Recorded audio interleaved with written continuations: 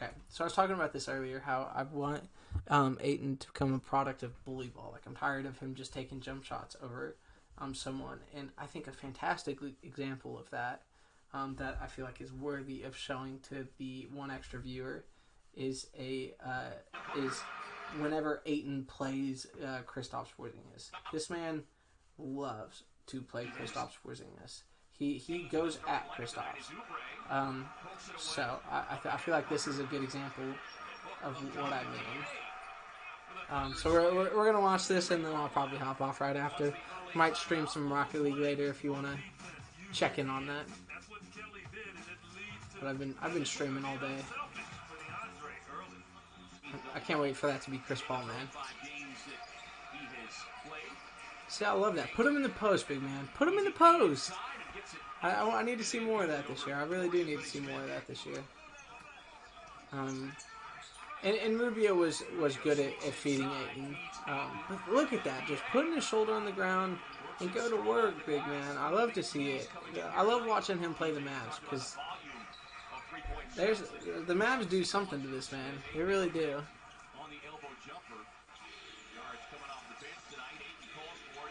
Look at that. In the post, put it on the ground, jump hook. Beautiful. The man's got a great post array. Like, he legitimately can score in the post, and I want to see more of it. He's a good jump shooter. I'm all fine with the jump shooting. But get into the lane like this. I love to see this. I love to see aggressive Ayton. It's my favorite shit, man. I mean, besides D-Book.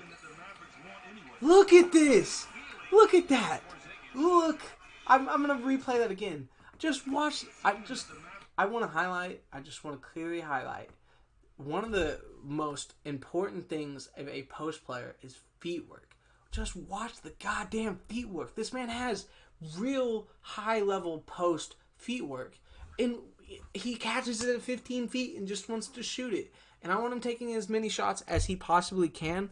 But big fella, put it on the ground. Look at that. That's beautiful, man. That's beautiful feet work. That's why one of my favorite players to watch highlights of is Hakeem Olajuwon. Look at that. Putting it on the ground, putting his shoulder into cleaver, turn over the opposite shoulder. Like,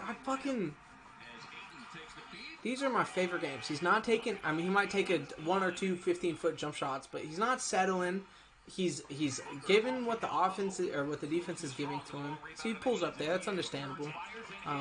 But like, I wanna see more of that foot on the low block. That's nice.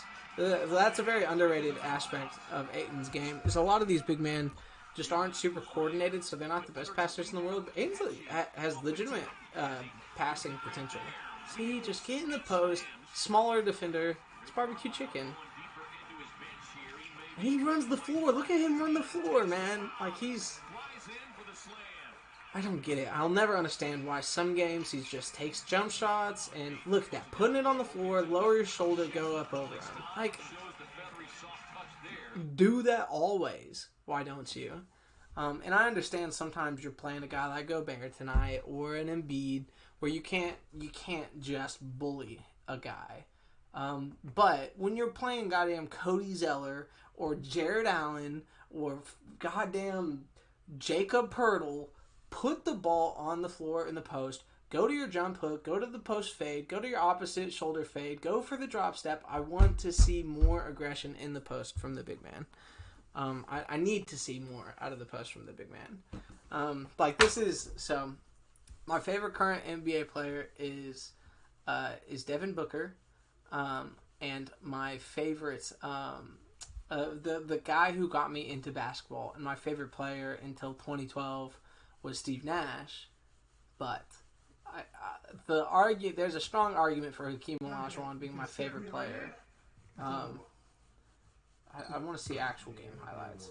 Because like, this is one of those things where, like, one of my favorite things in the entire world about the NBA is a big man who's not only coordinated but has elite post moves. Like, just watch his feet work during these clips. It's masterful, dude. His ability to create space and get around defenders, and I'm not saying Ayton can be this, but I'm saying that when you have this kind of ability, use it. Like, fucking use it. Look at that. Just the opposite shoulder fades. Ayton loves that move. The opposite shoulder fade 15 feet from the baseline.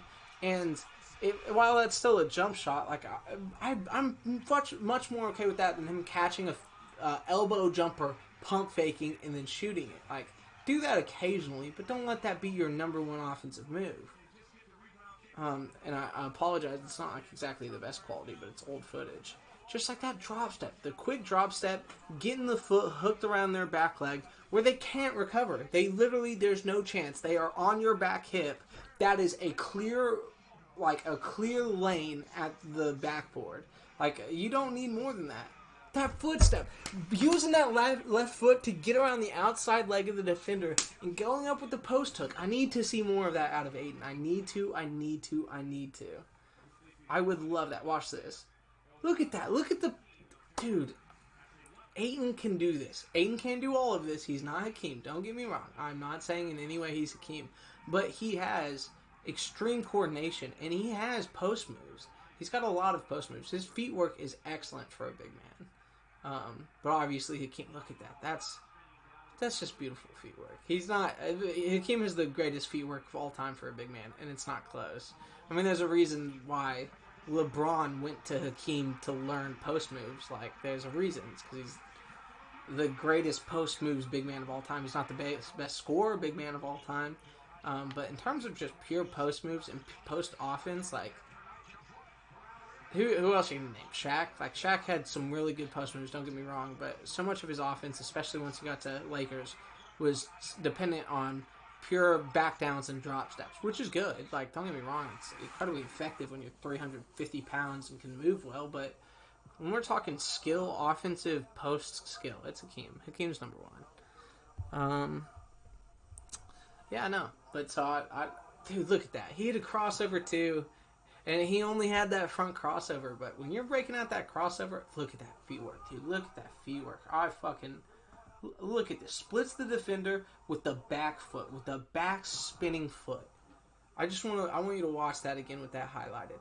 That back spinning foot, he splits the defender, and he creates enough space where when he steps through with that right leg, he is face up to the basket, and both of the defenders are completely behind him. Nobody is contesting his shot 5 feet from the basket when he had two guys double teaming him in the post. Like, that is, I don't give a shit of how wide open your three-pointer is. If you're not Steph Curry, Duncan Robinson, or Klay Thompson, there's no better shot than that. There's not. Like, even a wide open Duncan Robinson 3 or Klay Thompson 3, like, I would take a Embiid 8 5-footer wide open after a post move like that. Like, that is the most effective form of basketball. But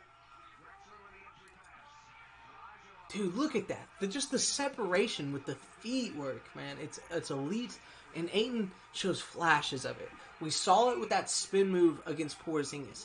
He creates legitimate separation in the post, and that's hard to do. It's entirely a feet work and speed related thing, and Ayton can do it.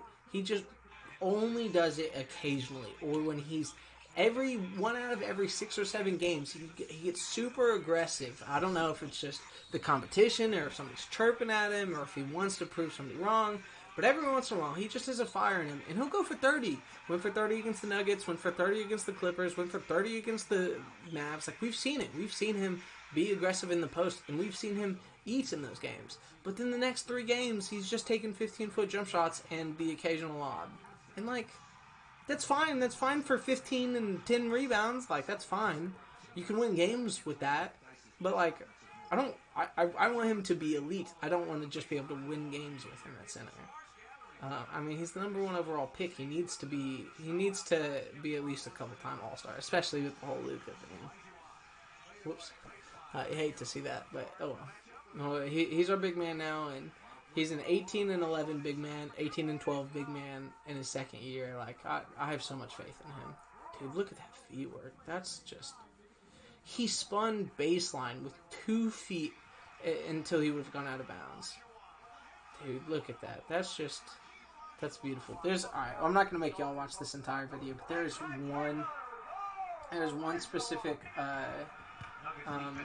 post-spin 1994 NBA Finals. This is like the epitome of, I don't know if it was game 7 or not. 19. Okay, surely it'll be in the top 10 plays. I thought it would just like pop up if I looked at it. This is a very underrated series. It's one of those that like it's just so easily forgotten about, and it's one of those that like because it's so forgotten about, I feel like Patrick Ewing is very underrated. But it was a great series, and it showed that Hakeem is easily one of the 10 greatest players of all time. Like I don't find a single argument to how he's not. But I'm a huge Hakeem fan. Huge Hakeem fan. Obviously Ayton's not Hakeem, but a man can dream, okay? A man can dream that he's the second coming. That's tough, man.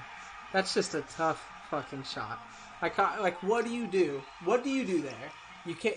Even if you can test that, the separation that he's creating on that fadeaway is just like you're not stopping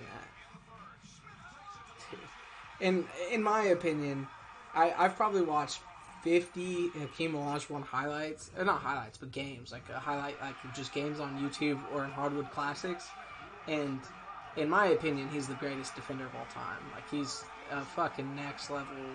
It is shocking not only his ability to be maybe the greatest rim protector of all time, one of the 4 or 5 greatest rim protectors of all time, but he's a great at guarding the perimeter and great at getting steals too. Surely the spin move I'm thinking about. It's on the 1994 logo. It was at the Knicks. It was at the Garden.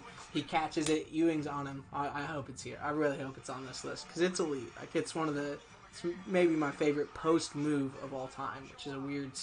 Like yes, I have a favorite post move of all time. Yes, I do. I'm that kid. I love the NBA that much. God, dude, look at that defense.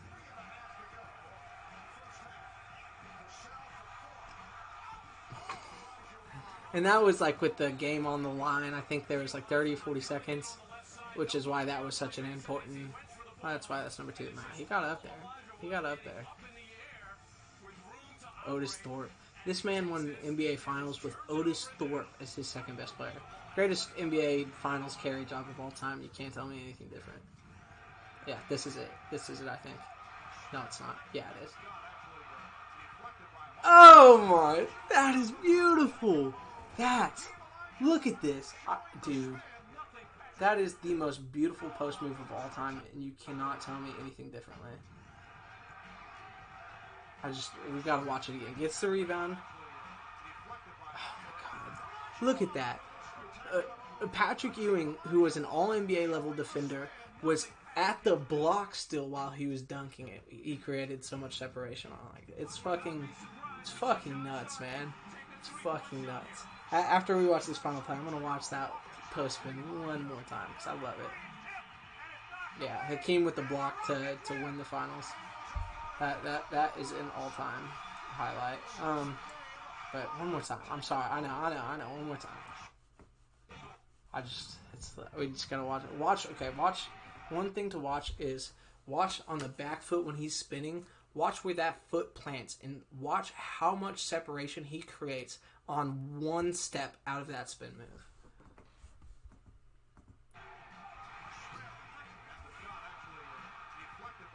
Look at that, dude. That's just, what the fuck do you do in that situation? Like, there's absolutely nothing that you can do to defend that. That is one of the best post defenders of his era, getting fucking sunned by that post move. I don't know. I still have 4 viewers. Might as well keep it going, you know? Watching more Hakeem highlights. I don't know how this turned into a Hakeem highlights stream, but we're making it happen. I think I might call it after this one. Got some editing to do on my channel, but I'll watch Hakeem highlights whenever. It's just so nice, man. Like, that's so pretty. Like, what do you do, man?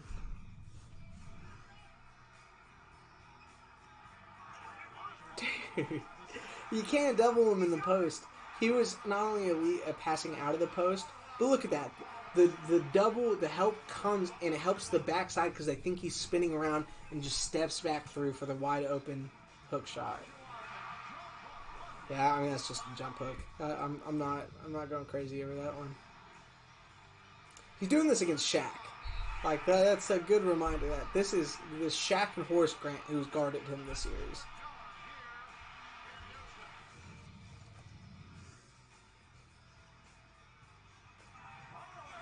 Fuck out of here. Fuck out of here. Fuck out of here. Dude, I mean, he's such a goddamn great post defender and rim protector. Like, I mean, the great post defender. Him and Ben Wallace. Hakeem with the three. I mean, he had a nice jump shot. That's an underrated part. I mean, big men didn't take threes back then, so like, but he legitimately was knocking down that 18-footer with cash. Like, look at that, man. What do you do? What do you do? Look how much separation he creates on this fadeaway. That, I mean, for the Dirk fadeaway that creates so much space, I want the overview image of how much space he creates on this. Look at that. He's got Shaq. Shaq plays that as perfectly as you can play that on defense. And that step back, he creates so much fucking space. He ends up 8 feet behind where he plants his first foot. Like, what do you, like, how do you defend that? 118, 5 seconds. Hakeem with the tip. Hakeem with the tip. That's beautiful. That's beautiful. Command delete.